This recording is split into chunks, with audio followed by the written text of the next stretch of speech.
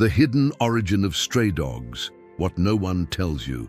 There are 700 million stray dogs living on our planet right now. That's almost 10% of the human population. But here's something that will completely change how you see them. Most of these dogs aren't lost, and they weren't all abandoned. Scientists have discovered that many street dogs are living exactly the way their biology intended, in a lifestyle that predates your house pet by thousands of years. And by the end of this video, you'll understand why that one stray dog in your neighborhood might actually be more natural than the purebred sleeping on your couch. If you enjoy fascinating insights like this and want to see more, make sure to subscribe so you don't miss out. The ghost dogs that science forgot. Look into the eyes of a stray dog and you'll see something unsettling. It's not quite wild, but it's not quite tame either. There's an intelligence there, a calculation happening behind those eyes that doesn't exist in your average pet. And for the longest time, scientists couldn't explain it. These animals are genetically domestic. Their DNA screams human companion. Yet here they are, navigating city streets, forming packs, surviving without us. How is that possible? The World Health Organization estimates there are roughly 900 million dogs on Earth. Do the math, and you'll realize something shocking. About 75 to 80% of all dogs don't have a fixed owner. They're not in someone's backyard. They're not sleeping in someone's bed. They're out there, in alleys, on beaches, in parks, living lives we don't see and rarely think about. But here's the question that kept me up at night. If dogs were domesticated somewhere between 15,000 and 40,000 years ago, if we literally shaped their evolution to depend on us, then why are the majority of them living without us? It doesn't make sense, does it? You'd think that after tens of thousands of years of selective breeding, of being fed and sheltered and loved by humans, dogs would be incapable of surviving on their own. But they do. Every single day. In fact, they're thriving in ways that challenge everything we thought we knew about what it means to be domesticated. Now, before you start thinking this is just a sad story about abandoned pets, let me stop you right there. Because researchers have discovered something that flips the script entirely.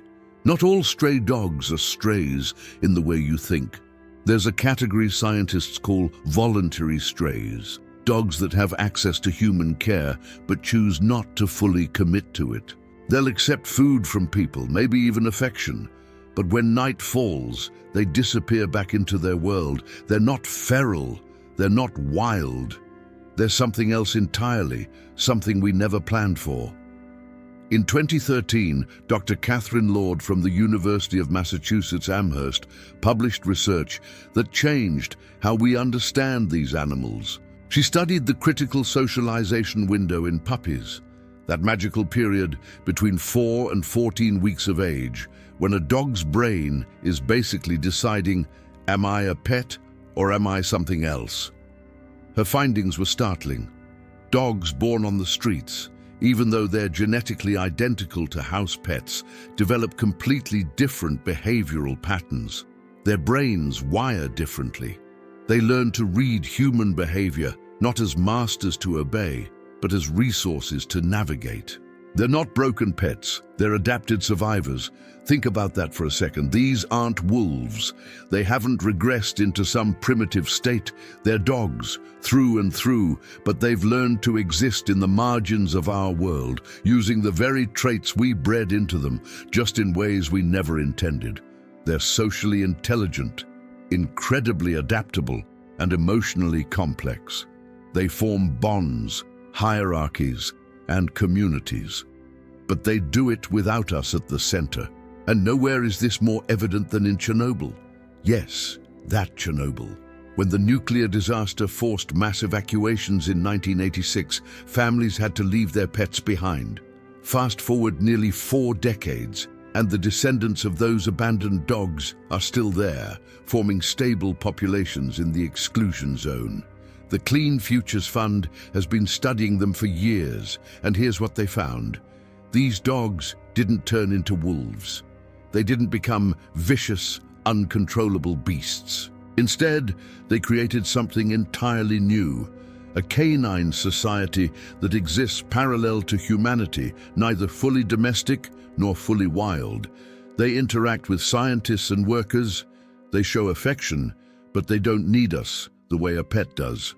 They found a third way. If you've ever seen a street dog and thought, that poor thing needs a home, I want you to pause and ask yourself, what if that's not the whole story? What if some of these dogs are exactly where their biology allows them to be? Comment below if you've ever encountered a stray dog that seemed perfectly content, because I read every single comment and I'm genuinely curious about your experiences. But here's where it gets complicated, and honestly, a little heartbreaking, because Chernobyl dogs are the exception, not the rule. Most street dogs around the world don't have the luxury of an abandoned city to call home. Their origin story is different. It's messier, it's deeply human. And it started at one specific moment in history, a turning point that nobody talks about, that changed the relationship between dogs and humans forever. The answer is written in their DNA, yes, but it's also written in our past, in decisions we made centuries ago that are still playing out on every street corner, in every city, across every continent. And when you understand what happened, you'll realize that the story of stray dogs isn't really about them at all. It's about us. The day humans broke the contract, when cities swallowed the working dog, scientists traced the DNA of street dogs across 6 continents, analyzing genetic markers from thousands of samples collected in cities from Mumbai to Mexico City, from Istanbul to São Paulo. What they found wasn't just surprising, it was uncomfortable. The vast majority of stray dogs didn't descend from ancient wild populations or wolves that never fully domesticated. They descended from us, from our dogs, from the companions we chose, bred, and then discarded when they no longer fit into the world we were building. Let me take you back to the year 1850. London is exploding with growth. Factories are rising, railways are spreading like veins across the country, and people are flooding in from rural areas by the hundreds of thousands. It's the height of the Industrial Revolution, and the city is transforming faster than anyone can comprehend. But there's something else flooding into London that nobody planned for. Dogs. Tens of thousands of them, maybe even hundreds of thousands. Henry Mayhew, a journalist who documented the lives of London's poor during this period, estimated that there were around 300,000 dogs loose on the streets of London alone. That's not a typo. 300,000. These weren't mysterious wild dogs that appeared out of nowhere.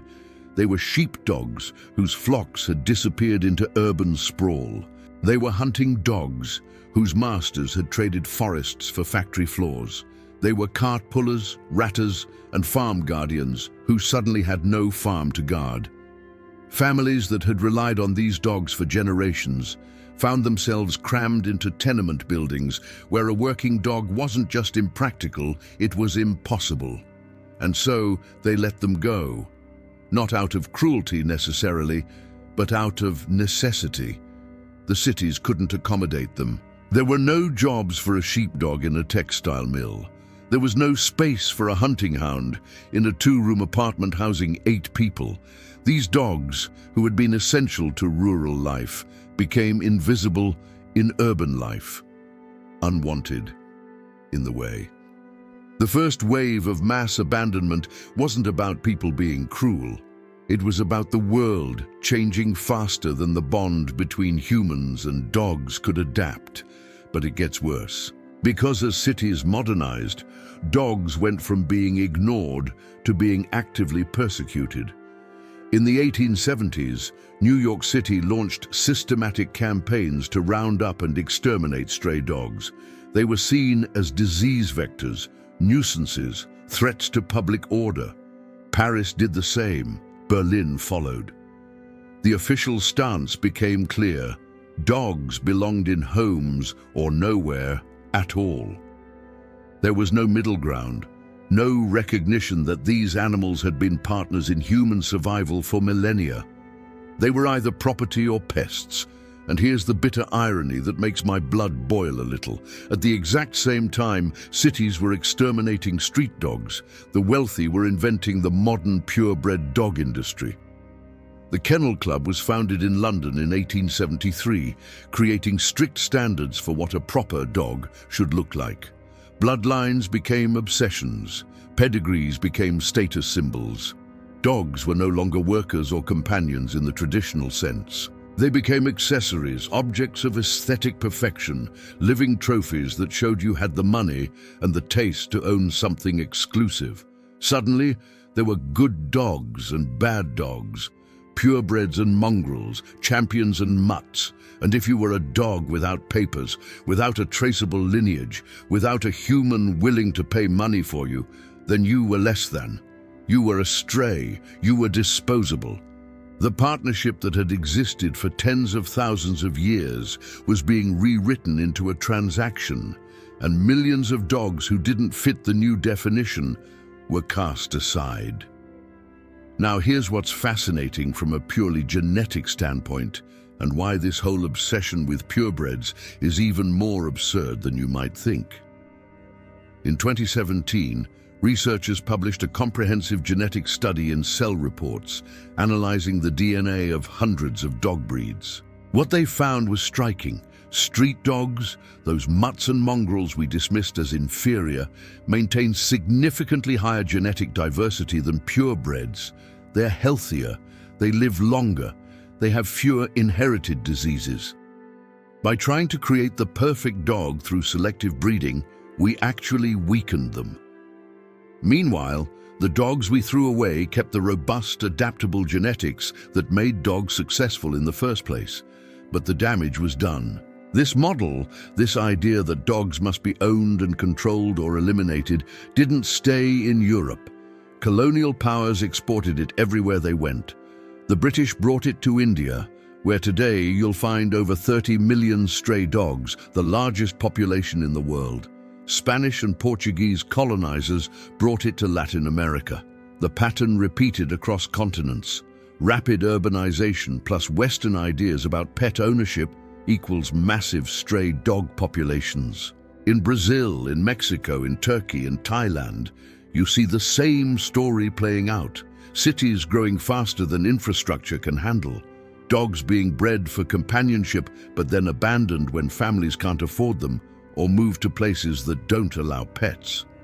And unlike the working dogs of the 1800s, who at least had survival skills, many of these modern dogs were bred to be dependent. They were bred to need us. And then we left them anyway. A 2019 study published in Frontiers in Veterinary Science confirmed what many researchers had suspected. Approximately 70% of the world's street dogs are descendants of domestic dog lineages from just the last 200 years. This isn't ancient history. This is recent. This is us. These dogs didn't choose the streets. We put them there, generation after generation, through our choices, our economic systems, our shifting definitions of what dogs are supposed to be. But here's what breaks my heart about all of this history, and why I needed to tell you this story before we go any further. Despite everything, despite being abandoned, persecuted, bred into dependency, and then discarded, these dogs still seek us out. Walk down any street in any city with a stray dog population and watch what happens. They notice you. They read your body language. Some approach hopefully. Some keep their distance, but watch closely. They haven't forgotten us. They can't forget us, because there's something programmed so deeply into their biology, something we embedded into their very cells during those thousands of years of partnership, that it won't let them move on.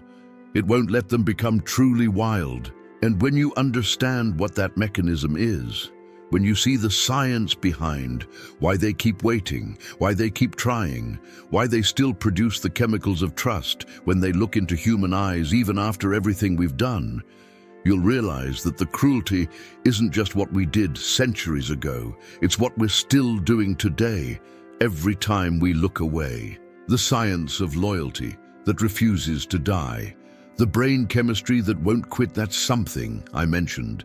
It's in their brain chemistry, and it's not some poetic metaphor or sentimental guess. It's measurable, observable, and honestly kind of devastating when you understand the implications. Even after generations living on the streets, even after never knowing the comfort of a home or the consistency of human care, stray dogs still produce oxytocin when they see humans. Let that sink in for a moment. Oxytocin, the same hormone that floods a mother's brain when she looks at her baby, the chemical that creates bonding and trust and love, is still firing in the brains of dogs who have every reason not to trust us. In 2015, a team of Japanese researchers led by Takafumi Kikusui published a groundbreaking study in the journal Science. They discovered what they called the oxytocin gaze positive loop. Here's how it works. When a dog looks into a human's eyes, both the dog and the human experience a surge of oxytocin. It's a mutual feedback loop of bonding chemicals. Your dog looks at you. You both feel good. You look back. More oxytocin. The bond strengthens. It's beautiful. It's the biological foundation of why dogs feel like family. But here's the twist that made scientists sit up and pay attention. They tested this same mechanism with wolves, even wolves that had been raised by humans from birth, wolves that were as domesticated as a wolf could possibly be. And you know what happened? Nothing. No oxytocin response. Wolves don't have this loop. It doesn't exist in their neurobiology. This isn't something that just happens naturally between canines and humans. This is something that was built, engineered through thousands of years of co-evolution. We didn't just domesticate dogs. We rewired their brains to love us at a chemical level. Now here's where it gets really interesting, and why I keep thinking about those stray dogs in ways I never did before. Researchers in India and Mexico have studied street dogs that are third, fourth, even fifth generation strays. These are dogs whose great-great-grandparents never lived in a home. And guess what? The oxytocin response is still there. It hasn't faded. It hasn't evolved out. When these dogs make eye contact with a human, even a stranger, their brains still light up with bonding chemicals. It's like their hearts still remember a home they never had, a partnership their ancestors lost generations ago. They're biologically programmed to connect with us, and that programming runs so deep that even living independently for generations can't erase it. Do you understand how profound that is? These animals are walking around with a neurological system that's constantly telling them to trust humans, to seek out human connection, in a world where humans have largely failed them. It's not their fault they keep trying. It's literally coded into their brain chemistry. Comment below if that changes how you see stray dogs, because I genuinely want to know if this science hits you the way it hit me. But street dogs aren't just emotionally locked into an outdated partnership. They're also cognitively brilliant in ways that most pet dogs never have to be. Juliane Breuer, a researcher at the Max Planck Institute for the Science of Human History, has spent years studying dog cognition, and her work reveals something fascinating. Stray dogs develop problem-solving skills and social intelligence that surpass many pampered pets. They have to. Survival demands it. Take the dogs of Moscow's metro system. This isn't urban legend. This is documented research that started in the 1990s and continues today.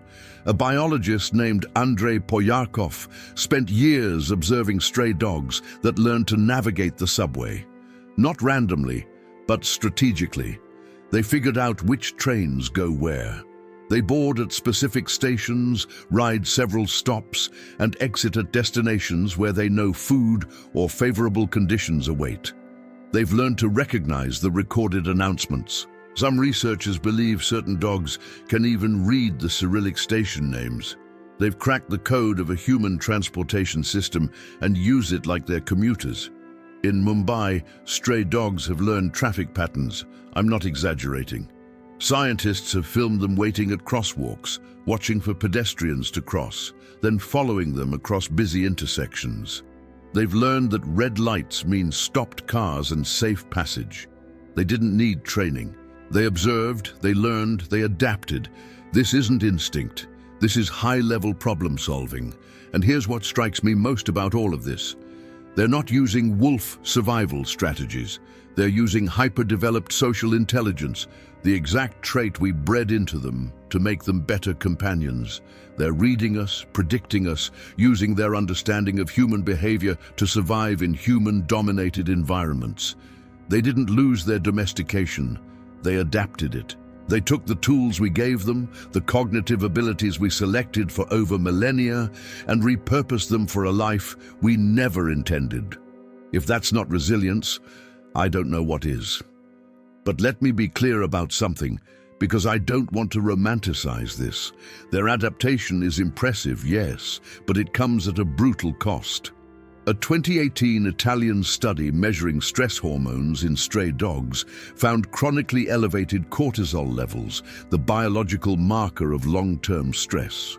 These dogs live in a constant state of fight or flight. Their bodies never fully relax. Research shows they sleep significantly less than pet dogs, always one ear open for danger, always alert. They startle easier. They're harder to approach. This isn't the life their biology was designed for, even if they're surviving it. And then there's the lifespan issue. On average, pet dogs live 10 to 13 years. Street dogs? 3 to 5 maybe? That's it. Disease, malnutrition, injuries from cars or conflicts with other dogs, the cumulative stress, it all adds up. These animals who are chemically programmed to bond with humans, who possess remarkable intelligence and adaptability, who are doing everything in their power to survive in our world, are dying young. Not because they're weak, not because they're not trying hard enough, but because the environment we've created for them is fundamentally hostile to their well-being. I want you to hold two truths at the same time here.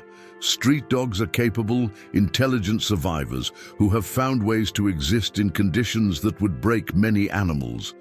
And also, they're suffering in ways that are measurable and preventable. They're not thriving, they're enduring.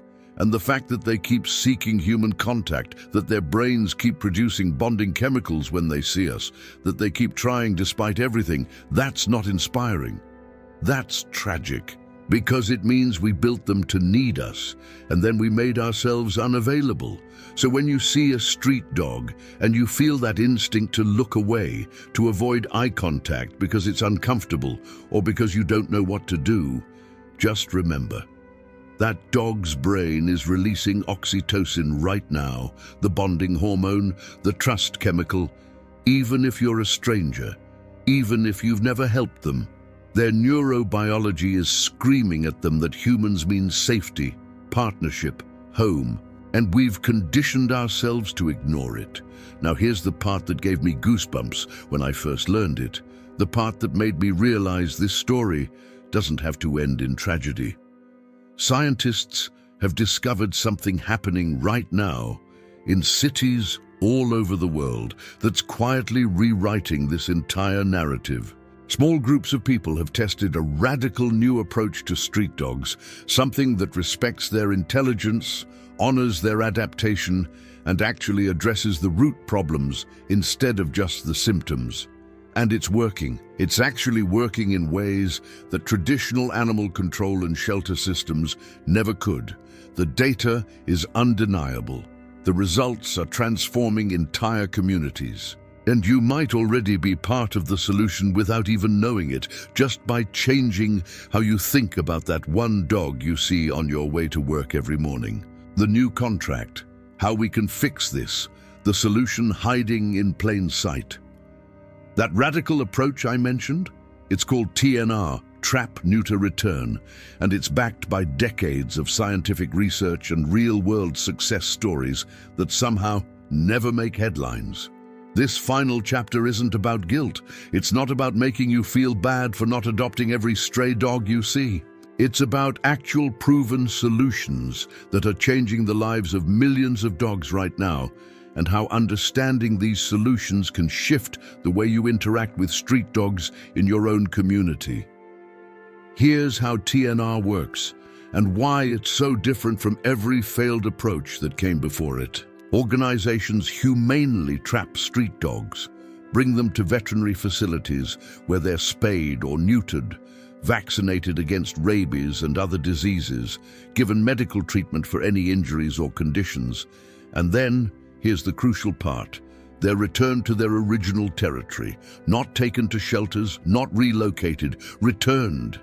And that single decision, that choice to respect where these dogs have built their lives, changes everything. Let me give you some numbers, because this isn't feel-good theory. This is documented, measurable impact. In Jaipur, India, a city with a massive street dog population, areas that implemented comprehensive TNR programs saw a 90% reduction in dog bite incidents. 90%. That's data directly from the World Health Organization. Fewer bites means fewer rabies cases, less public health risk, and critically, less public hostility towards street dogs. Italy took this approach nationwide back in 1991, passing laws that made TNR the official policy for managing street dog populations. After 3 decades of TNR, Italy has seen dramatic decreases in street dog populations, improvements in public health metrics, and a cultural shift in how people view these animals. In Chile, the municipality of Cerro Navia launched a community-based TNR program, and within 5 years documented a 30% reduction in the number of dogs, a significant drop in nuisance complaints, and healthier, calmer dogs better integrated into neighborhood life. Here's why this works when everything else fails. Street dogs have complex social structures. They have territories, hierarchies, relationships. When you remove dogs from an area, you create a vacuum. New dogs move in, resources get contested, fights break out, reproduction spikes. It's called the vacuum effect, and it's why catch-and-kill programs never solve anything. TNR works with biology. It respects the fact that these dogs have built lives, communities, survival strategies. But there's another model emerging in communities worldwide that's even more revolutionary. It's the concept of community dogs, not owned by anyone, but cared for by everyone. Turkey is probably the best example of this. Turkish street dogs are officially protected by law. They're vaccinated, tagged, and released back into neighborhoods where they become communal responsibilities. Shop owners feed them. Residents provide water. These aren't abandoned dogs in the traditional sense. They're neighborhood dogs. Istanbul has one of the largest urban street dog populations in the world, but also one of the most harmonious relationships between humans and stray dogs anywhere on the planet. Bali has taken a similar approach through organizations like BAWA, the Bali Animal Welfare Association. They've created a system where tourists and locals work together to maintain healthy dog colonies through sterilization, vaccination, and monitored feeding stations. In Mexico, the Street Dog Rescue Project combines TNR with education and microchipping, teaching communities how to interact safely with street dogs while improving quality of life for dogs who will remain on the streets. Studies by the International Fund for Animal Welfare found that community-based programs like these have 3 times the success rate of traditional shelter models. 3 times, because they're not trying to force square pegs into round holes. They're creating a third option that's more realistic, more humane, and more honest about the situation we've created. So what can you actually do? Let me give you options. Because not everyone can do everything, but everyone can do something. If you're in a position to adopt, consider a street dog or mixed breed from a shelter. These dogs are typically healthier, live longer, and cost less in veterinary bills over their lifetime. If you can't adopt but want to help, support local TNR organizations financially. $20 can sterilize one dog who won't produce dozens of puppies destined for hard lives.